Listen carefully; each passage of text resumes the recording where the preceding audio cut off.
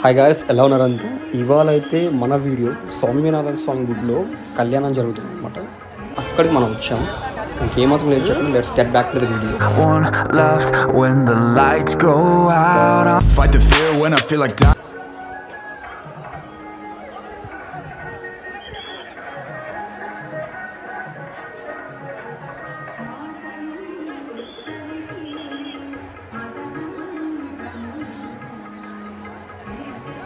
ఇప్పుడు మీరు చూస్తున్నది సౌమ్యనాథాయ దేవాలయం అన్నమయ్య జిల్లా నందలూరు గ్రామంలో ఉందన్నమాట. ఈ యొక్క గుడి 11వ శతాబ్దానికి చెందినది. ఈ పురాతన దేవాలయం 10 ఎకరాల విస్తీర్ణం కలిగి 108 స్తంభాలతో నిర్మించబడినది. ఈ ఆలయం కడప నుండి 45 కిలోమీటర్ల దూరంలో, అలాగే అతి దగ్గర దూరం వచ్చి రాజంపేట కేవలం 10 కిలోమీటర్ల దూరంలోనే వెలిసిందన్నమాట. ఇక్కడ ప్రధాన దైవం వచ్చి వెంకటేశ్వర స్వామి. ఈ గుడి వచ్చి 1100వ శతాబ్దంలో చోళ వంశ రాజు అయిన కులతుంగ చోళుడు ఈ ఆలయ నిర్మాణానికి పూనుకున్నట్లు చరిత్రలో ఉంది. అలాగే ఈ ఆలయ నిర్మాణం కోసం చోళ వంశంలోనే పాండ్య, కాకతీయ, విజయనగర రాజులు 17వ శతాబ్దం వరకు కొనసాగాయి. ఇంకా చెప్పాలంటే ఈ ఆలయానికి 120 ఎకరాల మాన్యం ఉన్నట్లు ఆలయ శాసనాల్లో ఉందన్నమాట. ఇంక ఈరోజు అయితే బ్రహ్మోత్సవ కారణంగా మన సౌమ్యనాథ స్వామి గుడిలో కళ్యాణం చేయడం జరిగిందనమాట. చాలా బాగా చేశారు కళ్యాణం అయితే, మీరు చూస్తారు. ఇప్పుడు దేవుడు కళ్యాణం ముగించుకొని ఊరేగిస్తున్నారు అనమాట. చూడండి, ఊరేగించే వీడియో కూడా ఎంత బాగుంటుందో.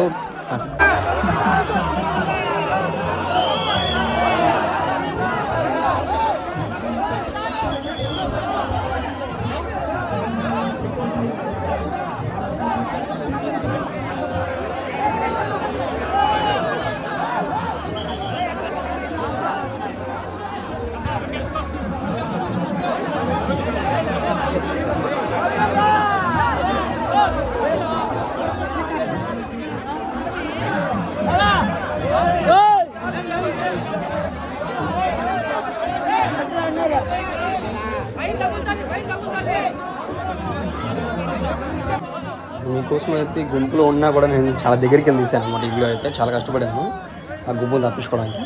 చూడండి, జూమ్ కూడా చేస్తాను. మంచిగా విజన్ కూడా ఉంది, బాగుండదు దేవుడి కళ్యాణం కూడా.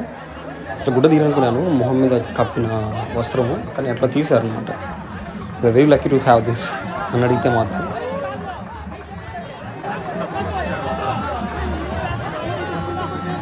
ఇంకా కాస్త జూమ్ చేస్తున్నాను.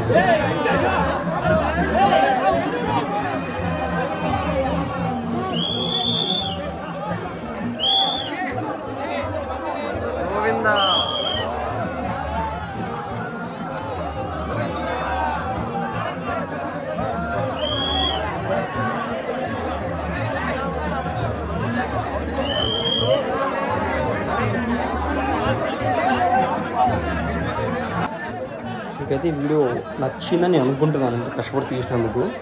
ఏమాత్రం నచ్చినా కానీ జస్ట్ ఒక లైక్ కానీ ఒక కామెంట్ కానీ చేయండి, ఎలా ఉంది అనేది.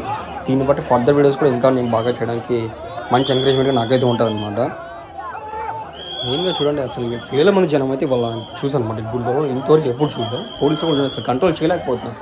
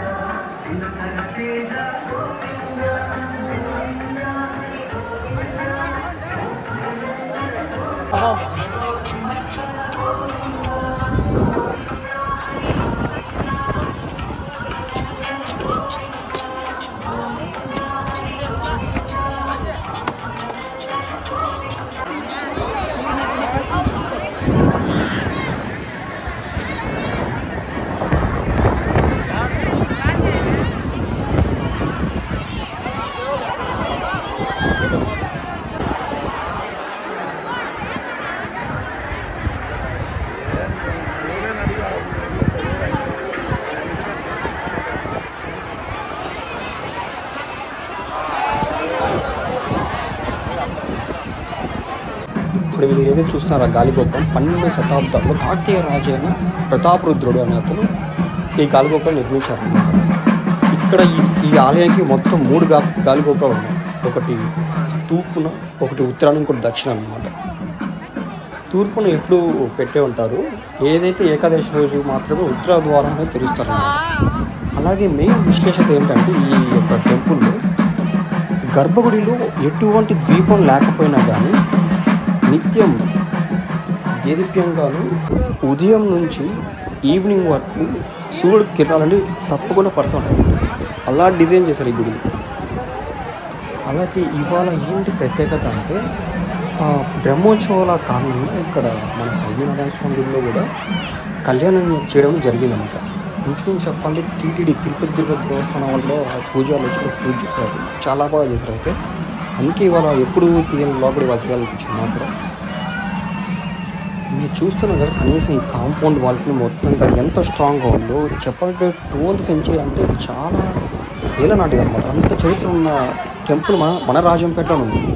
సో కనుక రాజంపేటలో చుట్టుపక్కల ఎవరున్నారు కానీ మీ ఫ్రెండ్స్ ఎవరున్నా కానీ ఒక మంచి స్పాట్ చెప్పాలనుకుంటే డెఫినెట్గా ఇది కూడా ఒక స్పాట్ కింద మీరు తీసుకోవచ్చు అనమాట. లోపల మీకు ఇంకా గ్రీనరీ కానీ కూర్చోవడం కానీ చాలా బాగుంటుంది. అలాగే మీరు ఒకవేళ సాటర్డే వచ్చితే మాత్రం ఇక్కడ కనిపిస్తుంది కదా మీరు, ఇక్కడ ప్రతి సాటర్డే నాకు తెలిసినంత వరకు అయితే సాటర్డే అన్నదానం అయితే జరుగుతుంది అనమాట. ఇక్కడ వచ్చిన వాళ్ళు అలా దేవుని దర్శనం చేసుకొని మంచిగా కాసేపు కూర్చొని ఫ్రెండ్స్తో ఒక బ్యాచ్ వస్తే మాత్రం చాలా బాగుంటుంది. ఇంకా స్వామివారి అన్నదానం ఆరగించి ఎంత కమ్మగా ఉంటుందో చెప్పండి. ఇది ఒక ప్లాన్. ప్లస్ ఊరికి కూడా నందలూరికి కూడా లోపలికి ఉంటుంది, దాదాపు 1.5 kilometers లోపలికి ఉంటుంది. So no disturbance about vehicles, పీస్ఫుల్గా అయితే మీరైతే స్పెండ్ చేయొచ్చు అనమాట. నేను కూడా మ్యాక్సిమం కుదిరితే సాటర్డేస్ వెళ్తూ ఉంటాను అప్పుడప్పుడు. సో నా సజెషన్ అయితే మీరు కూడా ఇలాంటి స్పాట్ వెళ్ళి తెలియని వాళ్ళు ఇంకా వెళ్ళి తీసుకుంటే మంచిది. చూడండి వెహికల్స్ కూడా ఎన్ని వచ్చాయి అసలు. లోపల జనాభా అయితే వేల మంది, మీరు చూస్తున్నారు వీడియో, వేల మంది వెహికల్స్ ఎన్విరాన్మెంట్ కూడా ఎంత బాగుంది.